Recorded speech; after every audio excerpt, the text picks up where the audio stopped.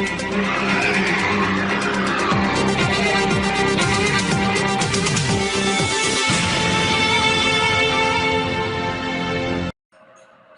عليكم ورحمة الله وبركاته. فيديو جديد وأخبار جديدة. في البداية ما تنساش تضغط لايك للفيديو والاشتراك في القناة حتى يصلكم كل جديد. موعد مباراة الزمالك وإنبي اليوم في الدوري والقنوات الناقلة.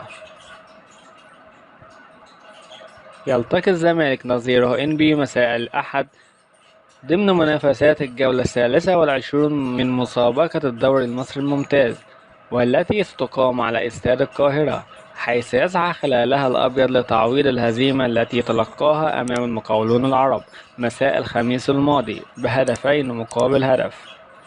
في المباراة التي أقيمت على استاد القاهرة الدولي ضمن منافسات الجولة الثانية والعشرون من مسابقة الدوري الممتاز، لا يفقد الأبيض 3 نقاط هامة في مشواره بالمسابقة المحلية، فيما يحاول الفريق البترولي لاستعادة انتصاراته في الدوري الممتاز وتحقيق نتيجة إيجابية على حساب الأبيض.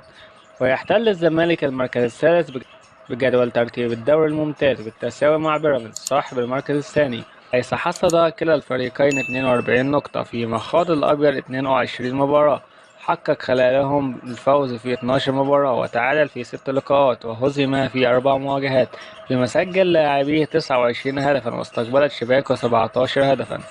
فيما اعتبر الزمالك مهزوما في مباراة اعتبارية أمام الأهلي في قمة الدور الأول بنتيجة 2-0 لعدم حضوره للمباراة في موعده. يتقرر خصم 3 نقاط إضافية من رصيده بنهاية الموسم الجاري طبقا لقواعد المسابقة، بينما يحتل الفريق إنبي المركز السادس بجدول ترتيب الدوري الممتاز برصيد 30 نقطة بعدما خاض 22 مباراة حقق خلالهم الفوز في 7 مباريات وتعادل في 9 لقاءات وهزم في 6 مواجهات، فيما سجل لاعبيه 21 هدفا واستقبلت شباكه مثلهم. تقام مباراة الزمالك وإنبي في 20:30 من مساء الأحد على استاد القاهرة. تذاع مباراة الزمالك وإنبي مساء الأحد عبر قنوات أون سبورت. في النهاية لو عجبك الفيديو ما تبخلش علينا بلايك. لأول مرة بتشوفنا وتسمعنا اشترك في القناة وفعل الجرس حتى يصلكم كل جديد.